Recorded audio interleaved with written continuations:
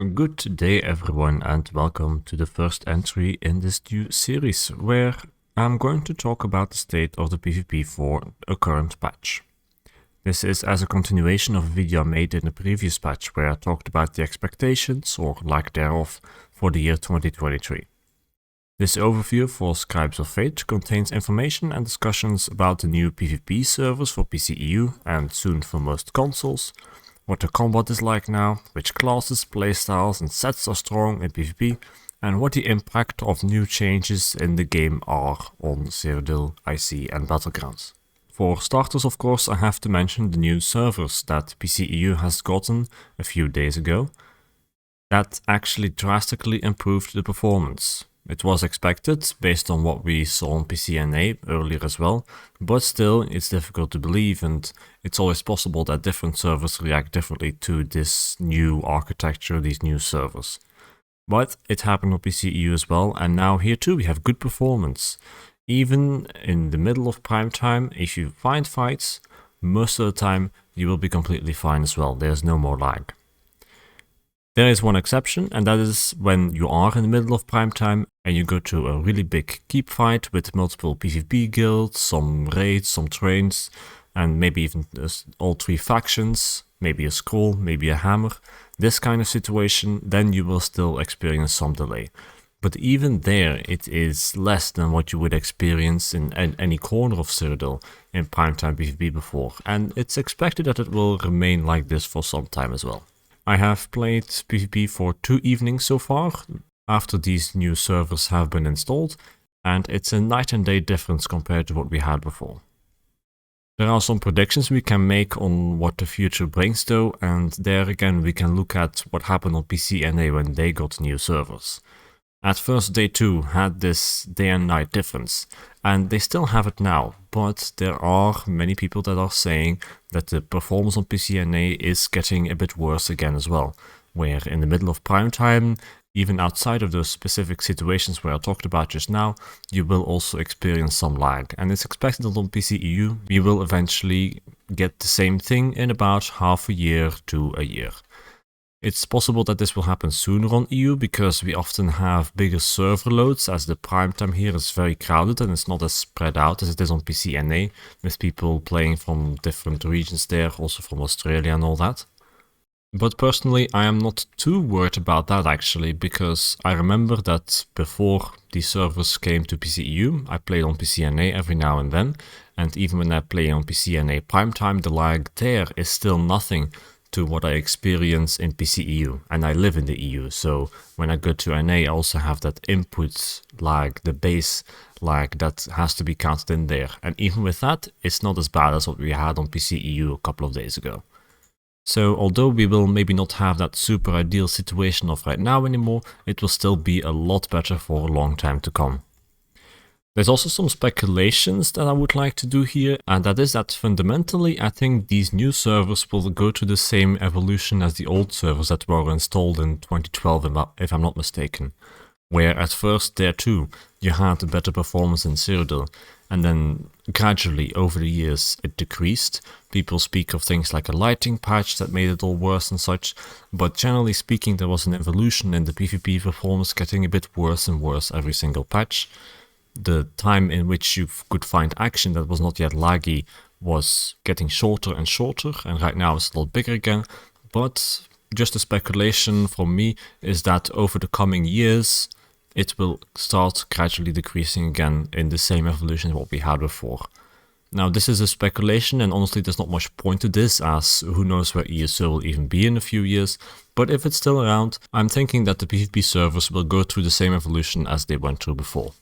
But as for now, what is clear already is that for me personally, I can play PvP a lot more, and I can play more flexible as well whenever I want to, instead of having to see for a certain time of day when it is not too populated and it's also not too empty, where I can find fights but it's not yet laggy. And that also means that I can stream PvP more, since that always takes an hour or 2 or 3. And before, it is difficult to find 3 consecutive hours in which these conditions of having enough population but not yet laggy are met. And the clips I'll be playing throughout this video will also be from those streams to showcase you what PvP looks like right now. All of these were taken in the middle of prime time, in the evening, and some of them were at close keep fights where there's a lot of people and maybe a hammer as well, and some of them are from a bit further away where the performance is basically perfectly smooth. Another result of this, and that is also following what we saw on PCNA, is a big population increase, a big interest in PvP right now. Where before you might have had trouble to find any action in Blackreach at all, now it is also getting pop-locked during prime time.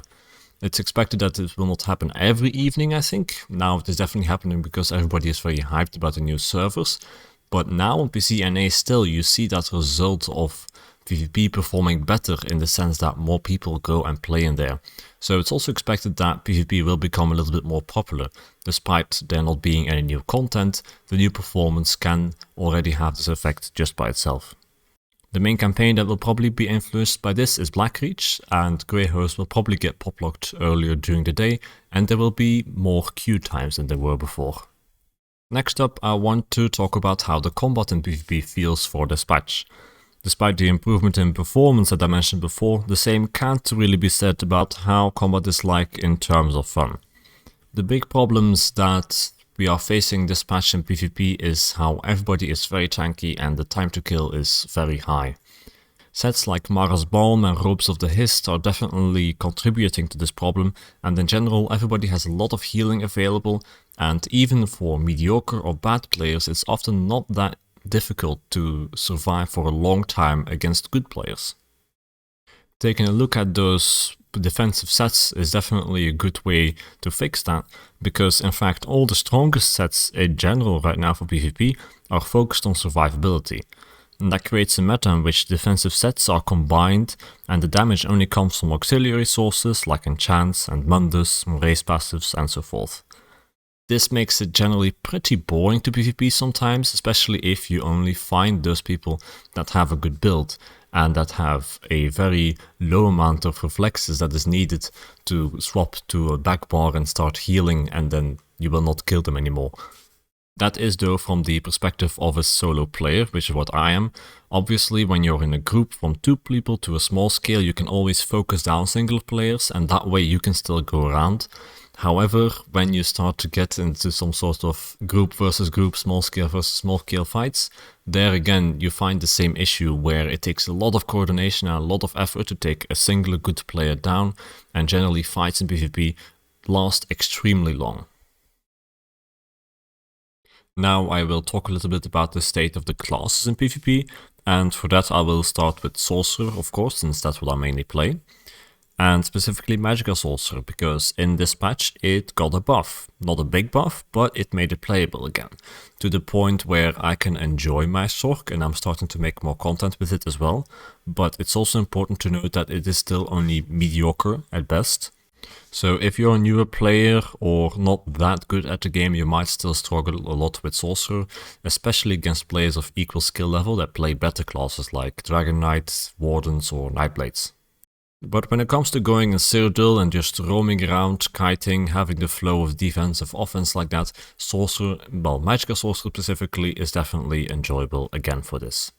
Sorcerer in general, so when I also include Stamina Sorcerer and Hybrid Sorcerer, is kind of unchanged in the sense that you can do that same thing and be competitive for solo roaming in open world, holding somewhere a decent or mediocre spot where you can survive pretty easily against other classes and can also deal a lot of damage over time with or without the help of proc sets. Next up is Necromancer.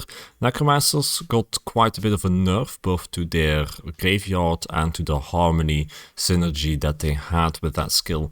So basically Necromancer Harmony Bombing is dead now. I'm sure you could make some niche build that works with it a little bit, but it's a huge nerf to the point where I actually barely see any Necromancers at all anymore in PvP. I do think that's a bit of an overreaction. I don't think Necromancer has been nerfed that hard. So I would say that it's definitely still a decent and playable class in PvP that is worth a try. Just not with the old Harmony builds, but I actually never ran those to begin with anyway. Maybe I'll pick it up later on this patch and make some videos with it as well. Then for Dragonite, which is a pretty strong class in the previous patch already, we oddly enough got a bit of a buff to one of its skills, a Fiery Grip, which has been renamed to Chains of Devastation as well, where it will now grant Major Berserk. I'm not sure why this was done, why this was necessary, but at the very least there's also an accompanying nerf to the Helping Hands passive, where it hits the decay sustain a little bit, though not that much, because sustaining is not that difficult at PvP these days, especially considering how easy it is to build a good build for survivability using strong sets that are all focused on that. Then there is Templar, Warden and Nightblade. Nothing much changed about these classes. The only thing I want to focus on a little bit is the change to Crystallized Shield, where it got basically quite a bit of a nerf, justified I think, because it was quite a strong skill and it is still pretty decent now as well. In general though, the changes to these three classes, if present, didn't do much to their state, to the point where, like before, Nightblade, Warden are still really good classes, and Templar is somewhere in the middle between decent and mediocre. In general right now, I would still call Sorcerer one of the weakest classes, but not as weak as before anymore, and is kind of holding the same ground as Necromancer and Templar, though Necromancer and Templar do have some nice things in their toolkit, such as more tankiness or really good execute that Sorcerer doesn't have. But then on the other hand, Sorcerer has really good mobility, which makes it a lot of fun to play in open world. And then the stronger classes right now are Warden, Nightblade and Dragonite. So if you're looking for something strong to play this patch, I would recommend going with one of those three classes. I go a bit more in depth about these tier lists on my website as well, which you can visit using the link in the description below this video. Next up, I want to quickly mention some things about the sets in this patch. For starters, there were some new sets added. Snake in the Stars is the main one that I want to mention right now, because it was quite strong the first time it was released on the PTS, but it got some big nerfs since then, and right now it is a bit of an inferior set again. Worth a try if you want to have some fun with it, but in general it's not that strong of a set, and I basically never see it used. So there's nothing new in terms of sets for PvP. But one more thing that I do want to touch upon is an older mythic and a controversial one at it, Oakensoul, because I've noticed a big rise in interest for builds that use Oakensoul following the PvE trend of having these Oakensoul heavy attack builds and the influx of new players from the start of the year.